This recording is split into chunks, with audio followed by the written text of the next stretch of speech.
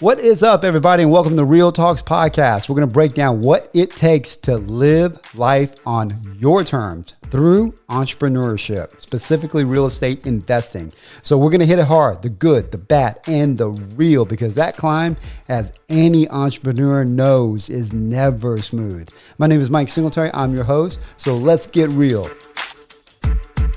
Welcome, guys. Welcome to another week of Real Talks. And this week we have a guest that I'm really interested in getting to know. This is the first time we really officially met. I've heard a lot of great things about him. We're part of a few communities, I think, together. So I want to hear about his story. You know, one of the great things I love about real estate is that it has a big mix of people, right? So we have some blue collar guys that want to, elevate their life. And then you have white collar guys that want a different life, right? And so this is a white collar guy, and he's got quite the interesting background. So I'm just going to go over his bio real quick here. So Matt and his wife, Anna, buy and renovate and hold single family and small multifamily properties for the long term in the greater Lehigh Valley, Pennsylvania region. I hope I'm saying that right. They have 3 children under the age of 3. Yikes. I know that feeling. I have 3 kids, so they're in it, man. Matt worked for 12 years as a chemical engineer before a recent career change to full-time real estate investing. He completed his master's in international management at IE Business School in Madrid, Spain, as a Fulbright scholar in 2013. It's super impressive. Since 2014, he and his wife has been buying and operating rental properties primarily in Allentown, Pennsylvania. Outside of investing, Matt enjoys maintaining his Spanish language skills and spending time with family and playing the guitar and violin, which I have no idea how he has any extra time because I know he is a owner and an operator. So Matt, thanks for joining us, man. Mike, thanks for having me.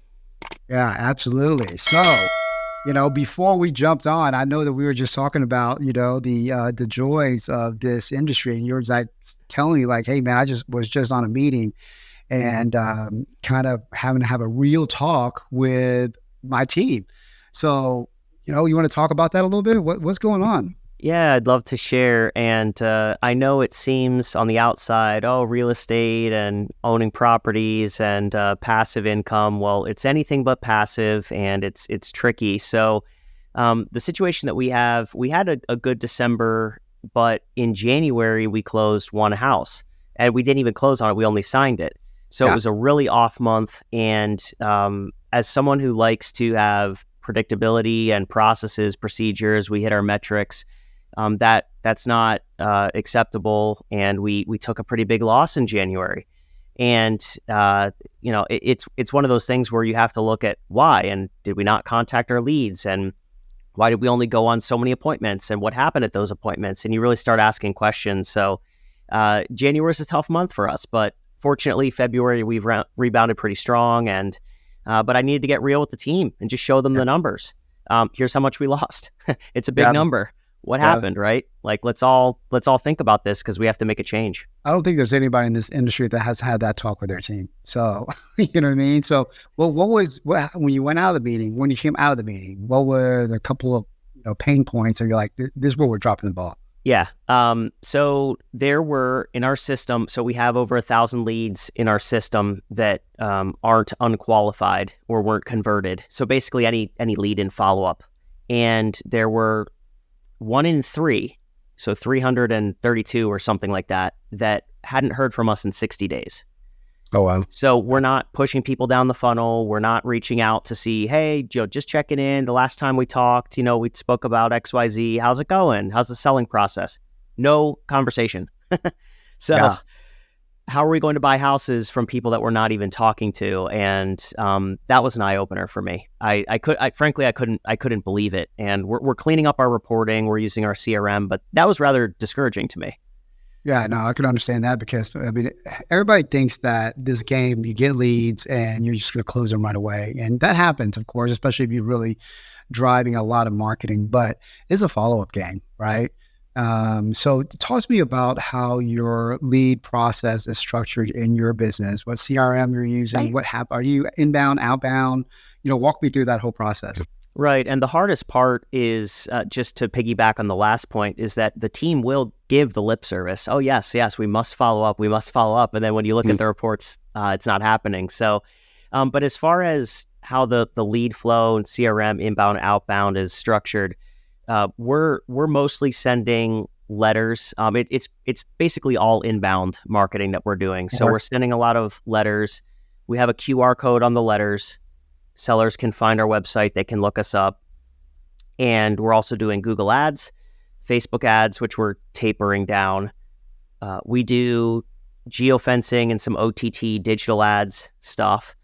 And we're starting to do a little bit more of retargeting for folks that not only click on our ads, but also visit our website. We're kind of tracking them around, showing them our ads.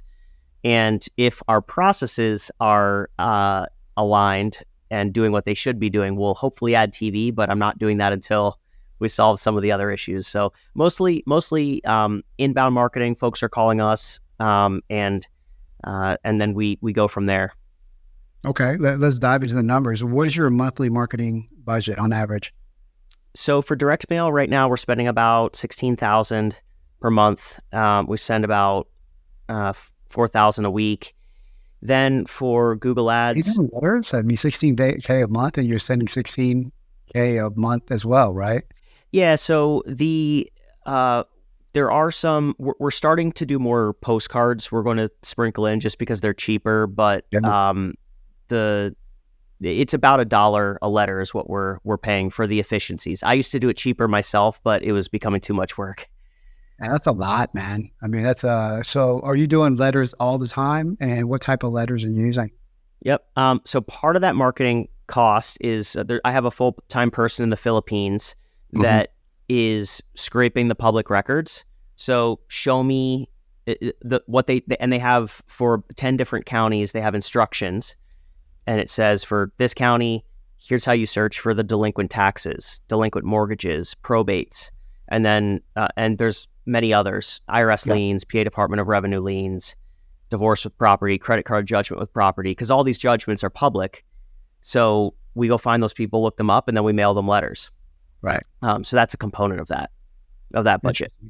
Okay. All right. So you have $16K for direct mail. How about Google ads? We're at $12K right now per month in Google ads, and then there's a management fee on top of that.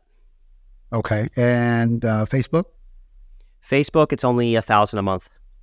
Okay. So you're roughly right around 30, right underneath 30K or right around 30K a month? That's right. But then we do I think we're at 6K for right around 6K for some of the retargeting efforts and the digital ads for folks that either visit our website or that they're on a motivated list that we geofence. So that's another 6K. Okay. Awesome, man. So that's a hefty marketing budget. So I can understand whenever you're like, hey, 1 month, because this is really going to affect you a little bit down the road, right? I mean, It doesn't affect you this month. It's going to affect you 2 or 3 months down the road. Right. Absolutely. Yeah. So let me ask you, so how many leads are you getting a month for 36K?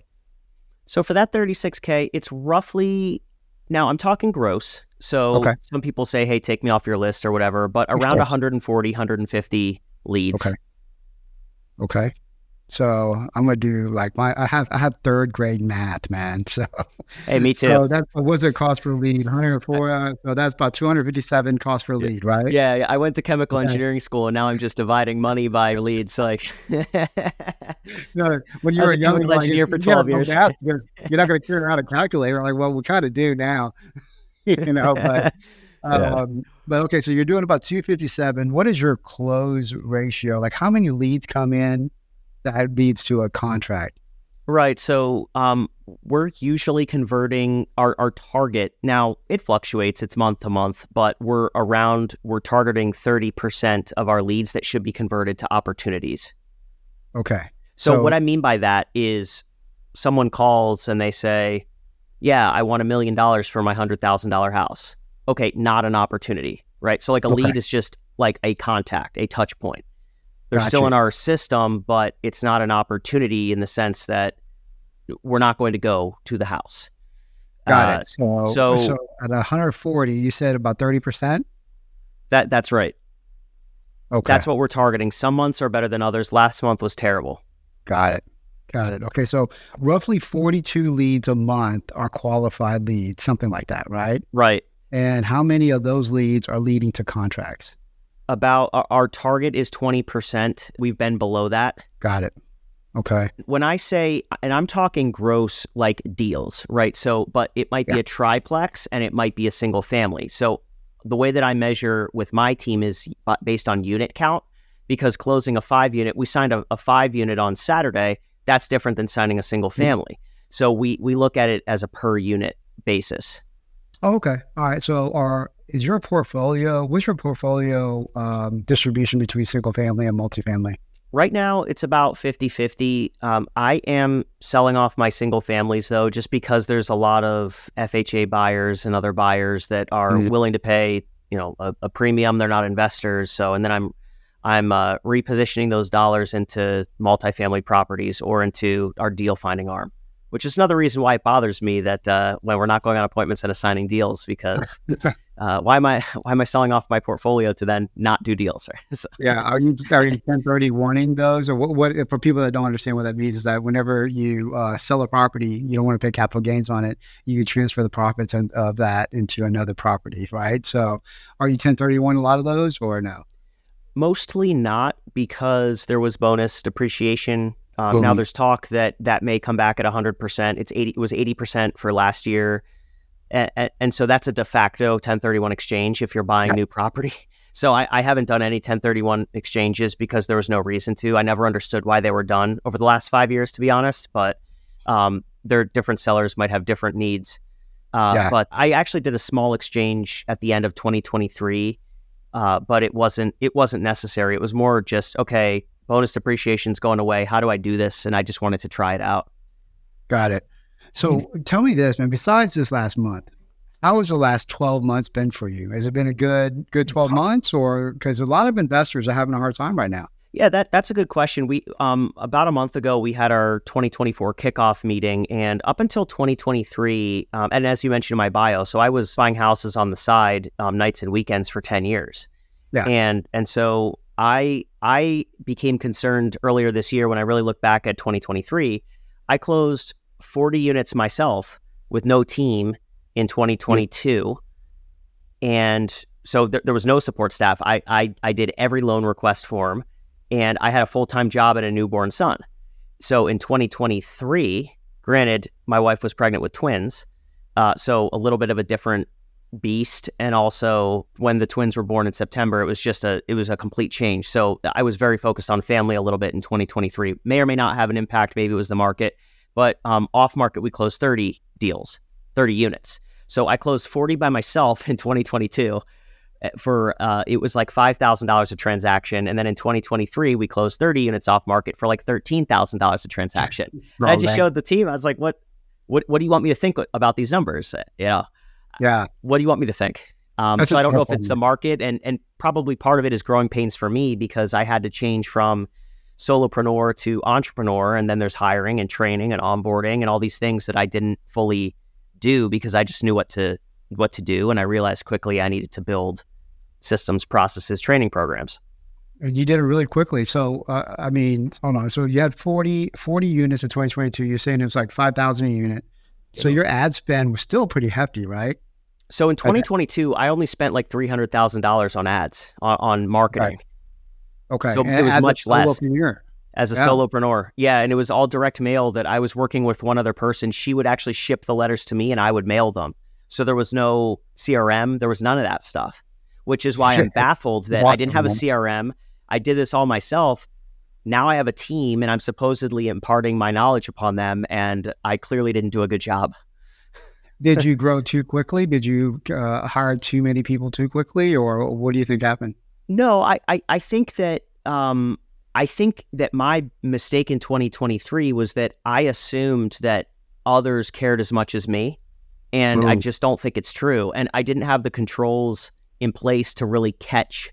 Like I mentioned earlier in this interview, that I didn't catch that. Well, we had a third of our leads went uncontacted for like 8 months. Well, Yeah. I would never, ever, ever allow that to happen. Like, it didn't even cross my mind that someone could allow that to occur. So It now, drives me crazy, man. Yeah, just with my top, you know? yeah. Oh, yeah. I was really having to bite my tongue on this call. Like, literally, I was a little bit late to this recording because I just got off that call. And so I was professional about it, but I had to say some difficult things that Yeah. I said professionally. But in any event, so what went wrong? I mean, it didn't occur to me that folks wouldn't care enough to really look, and that I needed to provide, like, I was always against micromanagement because I wanted to hire the right people, empower them, like all the stuff you read about in business books, right? Like, hire the right people, empower them, transformational leadership, all these things. And they're so true, except when you don't have controls in place, then you lose control, I'm not saying it was a bad year. I mean, we generated even in spite of that, we created 50% more equity than we spent. So it was not lost. And I also bought other deals off market. I bought on the MLS, I bought like 30 units on the MLS that were good deals. So it was a good year, and we saw appreciation, tailwinds and everything, but I didn't have the governance in place to really check that folks are making the calls. Why would I need to check that? Yeah. That's their role. Why do I need to report to show how many calls each acquisition manager made per day? Well, it's because they're not making them, and I didn't know that was possible. I mean, I think that's a common mistake. I did that at one time too. So you Never you again. get once, exactly, right? So Yeah. now, I mean, I have daily KPIs on how many conversations they have, how many offers they have. Where our business is different. Our business is all outbound, and it's just a volume, massive volume action play. So it means just offers and conversations. So I did the same thing as you, man, where I was expecting people to do their job, and what you don't track, it falls off. That's right. Yeah, that's a tough one. And that's not, and if you talk to everyone individually, I think they're sincere, and there's a bell curve of performance like in any organization, but activity doesn't equal results. And so I needed to be, and it was my mistake. I wasn't clear with the team on what my expectations were, because I assumed that I gave them end target goals and said, okay, you need to close this many units per month, or you need to convert this many opportunities per month. I didn't realize that I needed to really drive the leading metrics. I thought that folks I didn't want to micromanage, in air quotes, because I wanted folks to feel empowered, like they could control their destiny. And unfortunately, it just doesn't work out. I mean, I'm really digging into these leading metrics and driving it hard, because the folks just aren't making the calls despite our conversations and the lip service. So I think everyone's talented, but they need a little bit more than talent. They need accountability. I mean, everybody does. Me too. What I mean? And I'm not a micromanager either. I mean, a lot of times I am at the beginning. You know what I mean? I'll micromanage a lot, and then I just let them go, and then it just kind of falls off the rails, and you got to come back in. So now we have systems and processes in place to help monitor that. But you've grown. It seems like you've grown really quickly. Let's talk to you about your team. What's your team look like right now? Sure. So up until December or maybe November 2022, I was the team. There was no CRM. It was me purchasing homes on nights and weekends, basically with a Google Voice number and a Google Calendar. I mean, that's all that I had, right? But I purchased 40 units that way in a year. Yeah. So now the team consists of 8 individuals. We have 2 lead intake coordinators that answer phones and do outbound stuff for follow-ups. I have an operations assistant who has created all the reports to open my eyes to what's actually going on in the system, an EA or a personal assistant, and then like a floater. She does all of our public searches for direct mail. Mm-hmm. And then 2 acquisitions managers, one of which is actually running the construction side. So when he knows guys all over the place, and can pull permits and stuff like that through his company, and he helps me on acquisitions too. So, and then me. And what is your role? Are you like, how many seats are you in? So I'm in the, I guess, CEO or head role, and then also like a CFO. And COO type role. So I'm kind of all of those. I don't have an integrator per se, or someone who is running the day-to-day operations. So the team reports directly to me. Okay. Are you more of a visionary, or because you seem like you could be the integrator type with your background? I am the integrator type. I mean, I'm also needing to be the visionary to get us to the next level because I see what's possible. I did it myself for so long. Yeah. But right now I'm in the role of coach Dude, you're never getting operations. out of that role. You're always going to be a coach to a certain degree. Yeah. Which I like. I like Yeah. teaching, but I'm definitely in the weeds a lot right now. But in the sense of over the last year, I mean, we've tripled down on creating our procedures, processes, reporting. So eventually I plan to use those things to talk performance, but we're not fully there just yet. Yeah. That's still awesome, man. And it does feel like you've grown pretty quickly in a short period of time. I mean, you added 8 people within a year. You know what I mean? Right. That's a lot. I mean, some people don't think that's a lot, but that's a lot if you don't have things really, really well defined out, because you're going to have people come in, and if you don't have the SOPs created for them, it's going to be a lot of, hey, figure this out and get back to me. And that just leads to a big old cluster. I'm not saying that's what happened with you, but typically that's what it leads to. Yeah, well, so it was maybe one step beyond that in this particular situation, and hopefully the listeners can benefit. But it's not that we didn't have those things. We did. It's that they weren't followed. So, what's our inbound call script? It's clearly there with examples and training documents in our recorded training. So then when you listen to the calls and you actually audit the calls, the intake coordinator sounded awful. And it's not for lack of training. It was for lack of execution. And I didn't understand, again, how could that happen? I always cared so much. I was following up on these myself. I was hungry. I mean, these are my deals. And it just didn't occur to me that I could provide someone with all the answers. It's unfathomable to me how the execution suffered. Oh, that's interesting. So what is the solution in your eyes? Like what is the fix that you're going to implement? Oh, lots. And I'm happy to share. Yeah. So who said this? The saying is, I can't work with you until I work with you. Yeah. So I'm testing before I hire a full-time employee. So let's say it's a lead intake coordinator. Okay, I think I found the candidate. They said all the right things on the interview. All right, I'm going to put you on phones and listen. We're going to audit your calls. And then there's a 30-day probationary period where we're auditing every call and we're going to see how you do. And then after that, we're auditing like 10 per week, right? So just controls. Yeah. And then just doing tasks and how are they going to perform? Don't tell me how you're going to perform on the interview. Like, let's see it, right? So, and then also predictive index and some other we mapped all the personality profiles for each role. We're seeing if the person has the right personality to fit with the role. Then we want to see how they work.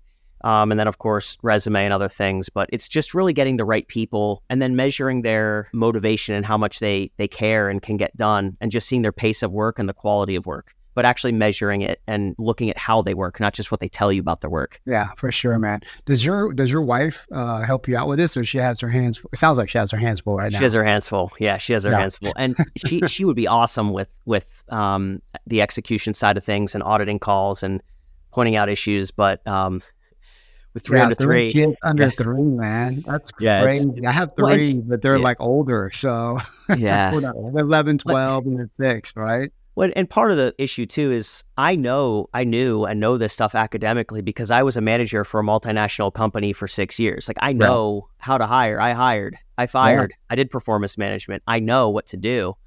I had KPIs. I built the KPI reports in Salesforce of all things, which I still use. And so it's particularly bothersome to me. So I need to do some introspection, but there is a lot going on, like on the business side and then our family's growth.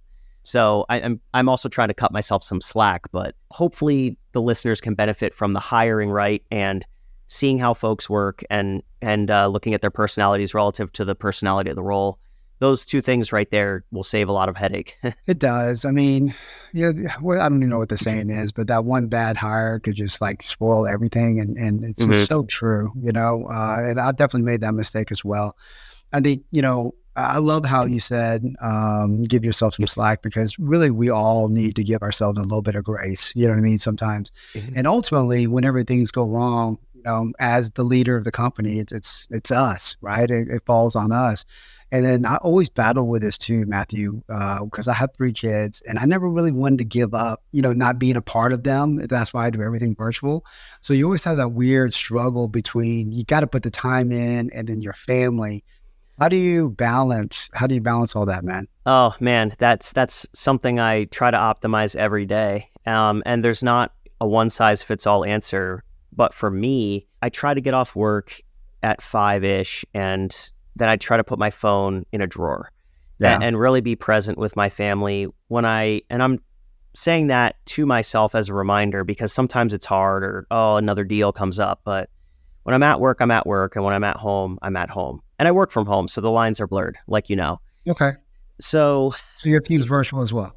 Yeah, they're virtual, and I work in the home office. So, it's a balance every day, and one that I try to optimize and be present with my family when it's family time. Yeah, that's great. That's hard to do, especially whenever you go through these, ups and down cycles, and, what we call a shitstorm in our business. And so that's a part of our segment of our podcast that we're going to talk about. Let's talk about a deal, because I think we obviously learn the most of our failures, right? And whatever you want to share that you think that could bring value to people, what is something that sticks out in your mind right now? A hard time, a hard deal, anything to you that like kept you up at night, literally, and then how did you get over it and solve it? Yeah, so one comes to mind, and I was familiar with Section 8 housing. About half my portfolio is Section 8 housing, and I acquired. So I did we split it up into different LLCs, but it was like I purchased 29 units, and 25 of it was a HAP contract. And I went into that thing. It's basically federal Section 8, but it's specific to the house, or the house is not a choice voucher. So I didn't know how to do any of the recertifications. I didn't know any of the compliance side, which I learned on the fly. But it's very burdensome and overhead heavy. So I actually, and it took a lot of time. And there are audits from these auditors that come in and check the files. And so I spent a solid 6 months really learning this compliance process, and the rents were really low, and my options, which I didn't realize getting into it, it's either renew, mark up to market, and you're in this thing for the next 30 years, plus the 13 years that were left on the contract, you can't break it, or transfer it. So I worked with the guys that, and it's actually their business model, they do it all the time. So we worked out a deal, and they're actually, the HAP transfer is going to them. So, but it was just very overhead heavy and compliance heavy, and it's more of like a compliance contract than an actual real estate play in that space. So, but fortunately, we came up with a solution that works for everyone. Awesome.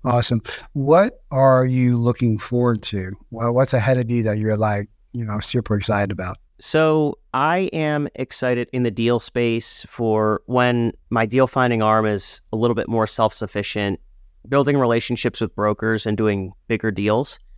I'd like to sell off some of the single families and buy larger apartment complexes. So that's, I'd say 1 to 3 years down the road, but I'm excited for that. Okay. That's awesome, man. So most of your multifamily, is it like under 30 units or 30 doors or something like that? Or all under that? Yeah. I think the largest multifamily I have is 12 doors. Are you self-managing, or do you have a PM? I have a PM. Okay. But I manage them pretty heavily, and we have KPIs for them. So, talk to me about that. I mean, give some advice for people that are, because everybody in the single family space wants to get into multifamily or industrial or commercial or something like that, right? So your transition, I don't know if that's the correct word or not, because I think you're almost doing both of them at the same time. But if somebody else in single family and wanted to start going to multifamily, what advice would you give them? So I think management is key, and working with the right property manager. It's possible to self-manage. I'm working through third-party property managers, but I think that at the end of the day, buying the right deal, financing it right, and then managing it right are the keys to success in the multifamily space. Mm-hmm. And if you buy it right, if you buy the property right, it's hard to go wrong. Like, it's a forgiving asset class. So really, those three things are what I'd say: buy right, finance right, manage right. Are you direct to market on that, or are you working through brokers? Typically brokers on the larger stuff. It's just there's fewer products and fewer properties, and the brokers are all over that stuff. So typically they're marketed by brokers. Awesome, man. Awesome, dude. Hey, listen, man, it sounds like you have a lot going on. It sounds like you're on the right track as well. How do people find you? Sure. They can find me at pisonproperties.com. We have a forum there. You can reach out to me, and happy to connect with anyone who's interested in chatting real estate. I love talking about it. Even if I came off a little bit upset about some of the downsides on this call. There's a lot of good stuff that we're doing too. So. Nah, dude. I mean, it's real life, man. Any entrepreneur says that they don't have their ups and downs, they're completely lying. Or if they say everything is roses, they're completely lying. We get smacked down all the time. That's just a part of the ride, right? But no, I appreciate you being really, honest and transparent about things. And I'll leave in the show notes, any links that you provide as far as like from your business, IG links and stuff like that, so people can connect with you. So absolutely, I'll send those over. Yep. Awesome, brother. Hey, so that's a wrap, guys. Thank you so much. Same time next week. Peace. So that's a wrap. Thank you, everybody, for tuning in, and I hope you received value from this episode. If so, please share this podcast to your brothers and sisters, and also hook up with us on Facebook, IG, and YouTube at Real Talks. That's REIL Talks. Until next time, my friends, keep it cool, keep it real, and peace out.